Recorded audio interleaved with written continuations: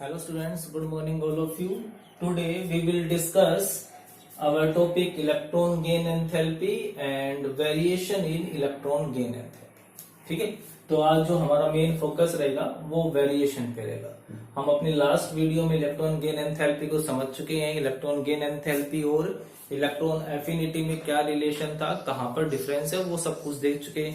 और electron gain enthalpy किस किस फैक्टर पे डिपेंड करती है. आज जो हम डिस्कस कर रहे हैं बेटा वो है variation in electron gain enthalpy, कि जो इलेक्ट्रॉन गेन एंथैल्पी है वो किस तरीके से वेरी करती है, वो किस तरीके से चेंज होती है जब हम अलोंग द पीरियड मूव करते हैं, जब हम अलोंग द ग्रुप आते हैं. ठीक है, क्लियर है. तो सबसे पहले हम पढ़ लेते हैं बेटा along the group.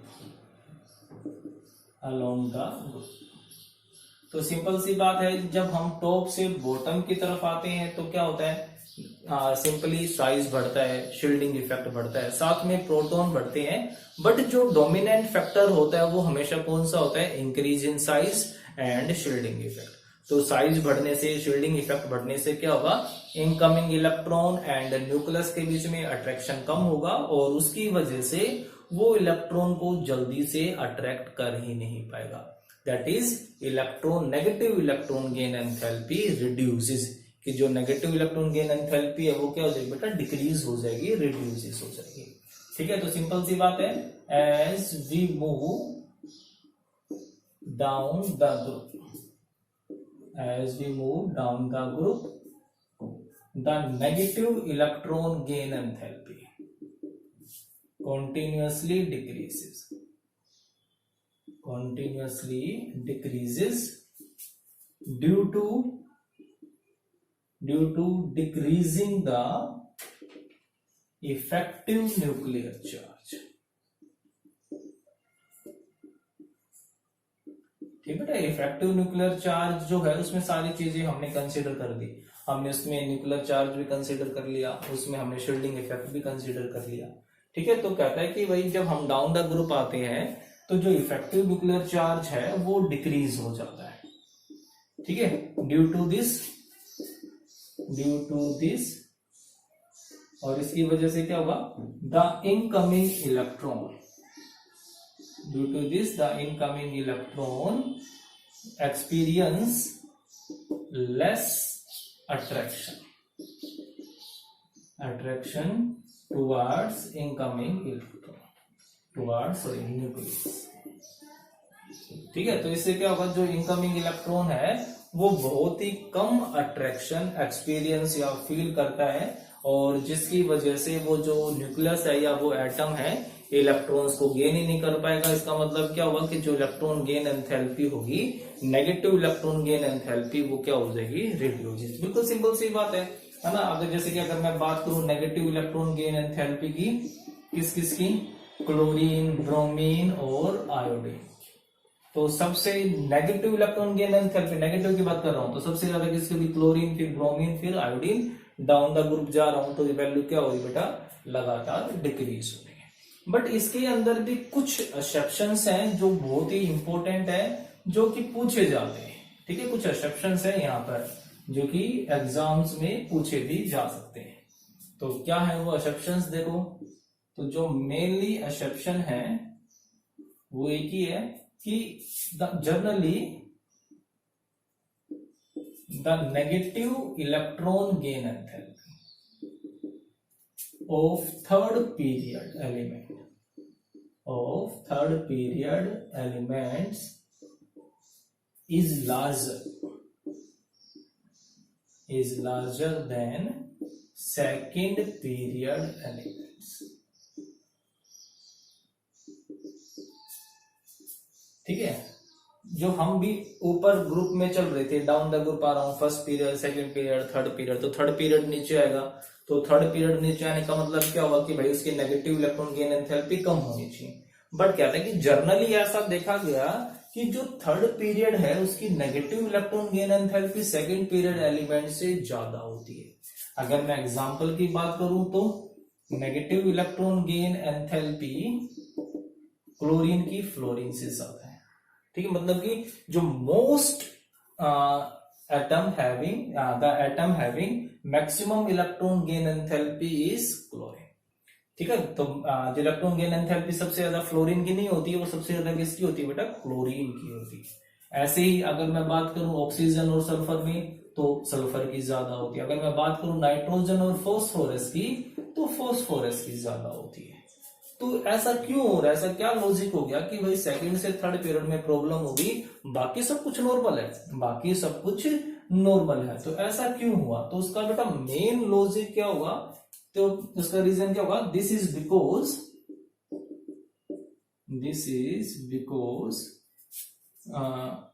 The size of second period elements are extremely small, so there is repulsion between electrons and incoming electron. समझ में आई बात? कहते हैं कि भाई जो फ्लोरीन है, जो ऑक्सीजन है, जो नाइट्रोजन है, इनका जो साइज है वो एक्सट्रीमली स्मॉल है, बहुत छोटा सा तो घर ही है। तो जब उस छोटे से घर में बाहर कोई रहने के लिए आएगा तो उसमें क्या होगा, झगड़ा हो जाएगा, है ना, भी कहां पर रहे, कहां पर सोए, सारी प्रॉब्लम्स क्रिएट हो गई। तो कहता है कि उस छोटे से घर में जैसे कोई इलेक्ट्रॉन आएगा, पहले इलेक्ट्रॉन है, इलेक्ट्रॉन में रिपल्शन होगा, और उस रिपल्शन की वजह से क्या होगा, देखो कि अब जो एनर्जी रिलीज होनी चाहिए थी, एज्यूम करो एनर्जी रिलीज होनी चाहिए थी करीब 500 किलो जूल पर मोल, ठीक है। तो अब वहां पर क्या होगा, जैसे इलेक्ट्रॉन ऐड हुआ, रिपल्शन हुआ, तो अब उस रिपल्शन को ओवरकम करने के लिए कुछ एनर्जी यूज हो जाती है। तो जो नेट इफेक्ट था, मतलब कि रिलीज होनी चाहिए थी 500, बट उस 500 में से 200 किलो जूल एनर्जी उस रिपल्शन को ओवरकम करने में लग गई। तो अब जो नेट एनर्जी है, एक्चुअल एनर्जी कितनी रिलीज होगी, ओनली 300। आई बात समझ में? जैसे कि घर पे क्या हो जाए, कोई हम कहीं पर रह रहे हैं, जैसे एक और की एंट्री करवाते हैं जो कि अलाउड नहीं था, फिर भी कोई एक और की एंट्री हो जाती है, तो उसको रखने के लिए हम क्या मांग लेते हैं कि हमारा भी कुछ बनता है ना, कि हमें भी कुछ चाहिए, तो अपना हिस्सा मांग लिया वो। तो जितनी एनर्जी एक्चुअल में जितना का फायदा होने वाला था, उतने का फायदा हुआ नहीं, कुछ उनको देने पड़ गए। तो वही कह रहा है कि जो साइज होगा सेकंड पीरियड एलिमेंट्स का are extremely small, so there is repulsion between electron and incoming electron, so some energy is used to overcome this repulsion,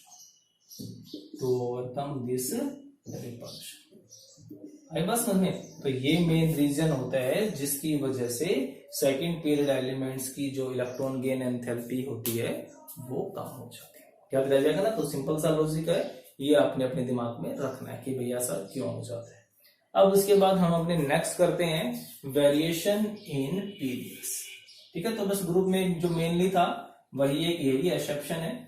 तो जब हम पीरियड में बात करेंगे, जब हम अलोंग द पीरियड जाते हैं, साइज डिक्रीज होता है, न्यूक्लियर चार्ज बढ़ता है, और जो शील्डिंग है, शील्डिंग कांस्टेंट है, वो बढ़ता तो है बट इतना नहीं बढ़ता, मतलब कि हम उसको इग्नोर कर सकते हैं। तो जब हम बात करेंगे अलोंग द पीरियड, तो क्या कह सकते हैं कि on moving along the period, जब हम along the period मूव कर रहे हैं, on moving along the period, the atomic size या atomic radii decreases and nuclear charge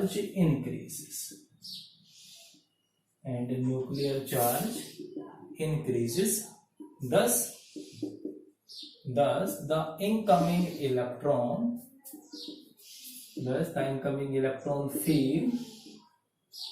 feel attraction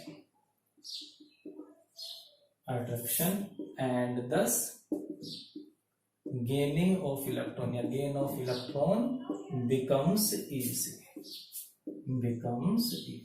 और इस तरीके से जो गेन ऑफ इलेक्ट्रॉन होगा वो क्या हो जाएगा बेटा, इजी हो जाएगा। That is electron gain enthalpy increases, that is negative electron gain enthalpy increases. यही कहा ना हमने कि भाई जितनी जल्दी वो इलेक्ट्रॉन गेन करेगा, जितनी आसानी से वो इलेक्ट्रॉन गेन करेगा, तो उसका मतलब क्या होगा कि जो इलेक्ट्रॉन गेन एंथैल्पी होगी नेगेटिव में, वो वैल्यू इंक्रीज हो जाएगी। ठीक है, सिंपल सी बात थी ना कि भाई अट्रैक्शन बढ़ेगा, इलेक्ट्रॉन जल्दी से गेन करेगा, जितनी जल्दी वो इलेक्ट्रॉन को गेन करेगा उतनी ज्यादा एनर्जी को वो लॉस करता चला जाएगा। तो अब बात कर लेते हैं भाई, अब इसमें भी कुछ एक्सेप्शंस होते हैं। अब इसने क्या तो दिया कि जैसे ही भी हम अलोंग द पीरियड जाएंगे तो इलेक्ट्रॉन गेन एंथैल्पी जो होगी लगातार इंक्रीज हो रही है, नेगेटिव वैल्यू लगातार इंक्रीज हो रही है, ठीक है। बट फिर भी वहां पर कुछ एक्सेप्शंस है। तो जो एक्सेप्शंस है वो देखो, तो अगर मैं बात करूं group first and group second की, group first and second elements, तो क्या होगा बेटा कि भाई जब ग्रुप सेकंड उससे आगे आता है तो ग्रुप सेकंड की इलेक्ट्रॉन गेन एंथैल्पी क्या होनी चाहिए, मोर नेगेटिव होनी चाहिए, है ना, क्योंकि साइज भी छोटा है, न्यूक्लियर चार्ज भी बढ़ रहा है। बट जो ग्रुप सेकंड एलिमेंट है उनका कॉन्फ़िगरेशन क्या होता है, NS2। तो NS2 का मतलब क्या हो गया कि भाई S जो है वो फुलफिल हो चुका, तो अब वो इलेक्ट्रॉन को गेन करना ही नहीं चाहेंगे, और इस वजह से जो उनकी इलेक्ट्रॉन गेन एंथैल्पी होती है वो 0 हो जाती है। 0 का मतलब क्या होगा कि जब हम उसमें इलेक्ट्रॉन ऐड करेंगे तब उतनी ही एनर्जी निकलेगी जितनी की एनर्जी वो एब्जॉर्ब करेगा। इलेक्ट्रॉन को जब उसमें इलेक्ट्रॉन जाएगा तो अट्रैक्शन होगा, न्यूक्लियस एनर्जी निकलेगी, बट जो इलेक्ट्रॉन है वो S में ना जाकर के नेक्स्ट हायर सब शेल में जाएगा, तो जब हम उसको अपर शेल में भेजेंगे तो फिर एनर्जी देनी पड़ेगी, तो वो एनर्जी बिल्कुल काउंटर बैलेंस हो जाती है, इक्वल हो जाती है। तो क्या कहते हैं यहाँ पे कि जो electron gain enthalpy of second group elements is 0, ठीक है, एंड या फिर क्या कह सकते हो, और lesser then group first elements due to fulfil NS orbit, ठीक है, जो S ऑर्बिटल है वो फुलफिल होता है। So due to extra stability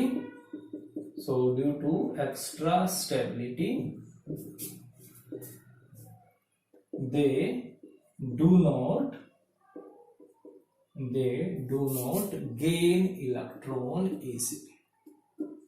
समझे ना, तो भाई एक्स्ट्रा स्टेबल हो गया ना कि उनका जो NS ऑर्बिटल था वो फुलफिल हो गया, S में 2 इलेक्ट्रॉन आ सकते हैं, वो फुलफिल हो गया, इस वजह से कि वो इलेक्ट्रॉन लेंगे नहीं, और जब इलेक्ट्रॉन गेन ही नहीं करेंगे तो इसका मतलब वैल्यू क्या हो गई, 0 होगी, एनर्जी में कोई भी चेंज नहीं आएगा, ठीक है।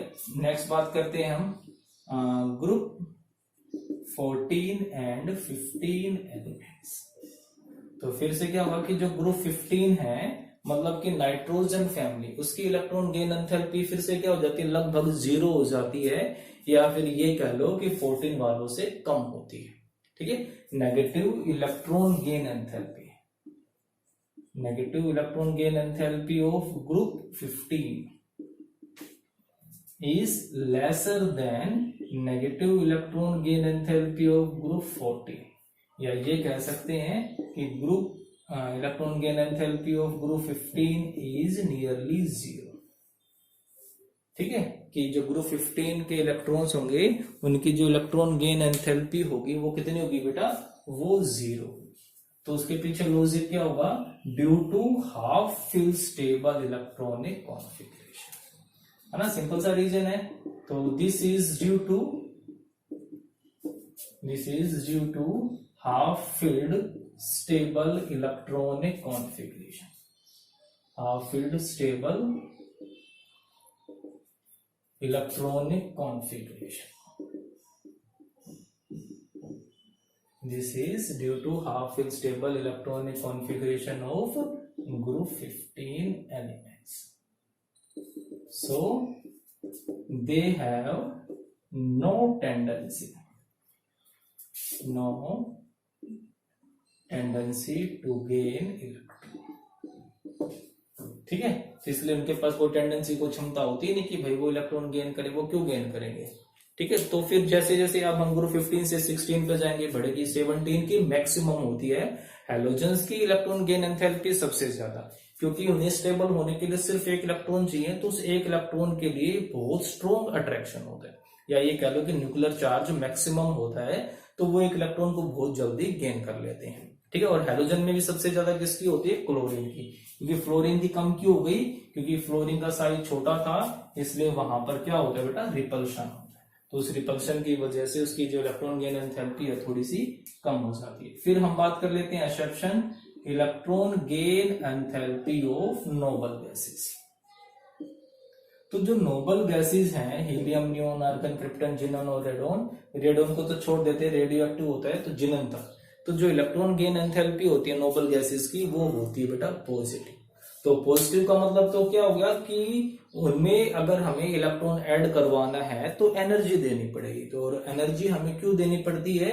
क्योंकि जो इलेक्ट्रॉन है वो नेक्स्ट हायर शेल में जाता है, उस सेल में नहीं जाता, क्योंकि वो सेल, वो जो सेल था तो फुल हो चुका। अब इलेक्ट्रॉन अगर मैं ऐड करवाऊंगा तो नेक्स्ट हायर शेल में, और जब हम इलेक्ट्रॉन को नेक्स्ट हायर शेल में भेजते हैं तो क्या करना पड़ेगा? हमें उसको वहां पर रोकने के लिए एनर्जी देनी पड़ती है।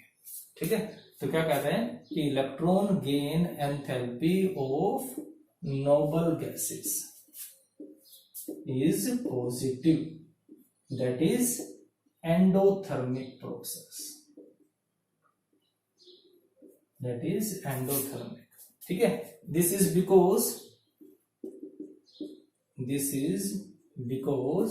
the electron which is added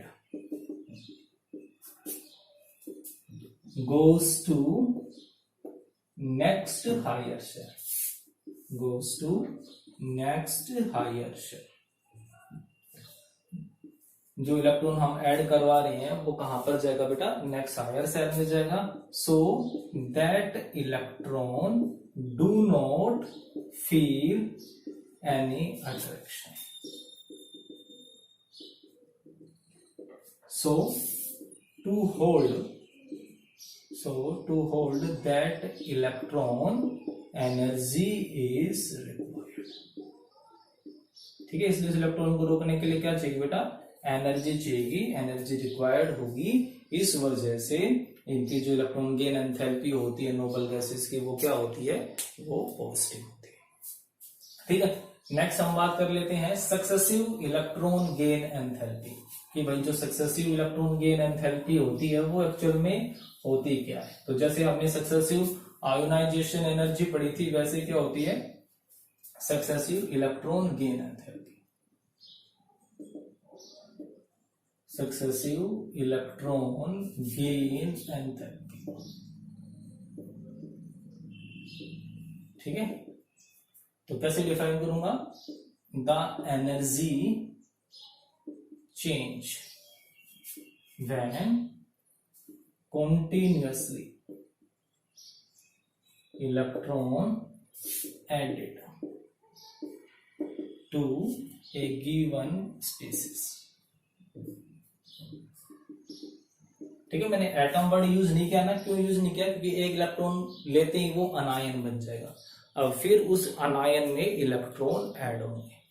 ठीक है, तो हम उसको क्या बोलेंगे बेटा? सक्सेसिव इलेक्ट्रॉन गेन एंथैल्पी, मतलब first electron gain enthalpy, second electron gain enthalpy, third electron gain enthalpy, इस तरीके से। अगर मैं बात करूं फॉर एग्जांपल ऑक्सीजन की, तो oxygen plus electron form oxide ion. ठीक है, ऑक्सीजन नेगेटिव आयन, सॉरी। तो जो चेंज इन एंथैल्पी होगी वो क्या होगी बेटा? नेगेटिव होगी। मतलब कि जब ऑक्सीजन फर्स्ट इलेक्ट्रॉन गेन करेगी तब वो नेगेटिव होगा। बट जब oxygen negative second electron gain करेगा, ऑक्साइड आयन बनाएगा, तब जो चेंज इन एंथैल्पी होगी बेटा वो क्या होगी? पॉजिटिव। तो इसका मतलब क्या होगा कि ऑक्सीजन है वो सेकंड इलेक्ट्रॉन लेगा ही नहीं। अगर वो सेकंड इलेक्ट्रॉन लेगा तो हमें उसको एनर्जी देनी पड़ेगी। ठीक है, तो ऐसा क्यों होता है कि भाई ये वैल्यू पॉजिटिव क्यों होगी? तो ये इसका सिंपल सा रीजन क्या होगा बेटा? This is because of repulsion between incoming electron and an anion। भी पहले से नेगेटिव चार्ज है और उसके अंदर मैं और इलेक्ट्रॉन ऐड करवा रहा हूं, तो उसकी वजह से क्या होगा? रिपल्शन होगा, और उस रिपल्शन की वजह से इलेक्ट्रॉन गेन करना बहुत मुश्किल हो जाएगा। तो due to this repulsion the gaining of electron becomes very difficult. समझ गया? Due to this repulsion the gaining of electron becomes very difficult, so the electron gain enthalpy becomes positive. तो अब दिमाग में क्वेश्चन आता है कि भाई इसका मतलब ये हुआ कि पॉजिटिव हुआ तो ऑक्सीजन 2 इलेक्ट्रॉन नहीं लेगा, जबकि मैक्सिमम कंपाउंड्स में ऑक्सीजन 2 नेगेटिव ही होता है। तो इसका क्या लॉजिक होगा, तो फिर ये ऑक्सीजन ने 2 इलेक्ट्रॉन कैसे लिए, वो एनर्जी कहां से आई, ये सोचना। ठीक है, ये सोचना, ये बात हम अपने नेक्स्ट वीडियो में डिस्कस करेंगे, या फिर आप मुझसे अपना आंसर शेयर भी कर सकते हो। ठीक है, कि इसका क्या लॉजिक होगा कि ऑक्सीजन हमेशा 2 नेगेटिव आयन बना लेता है। Okay, thank you.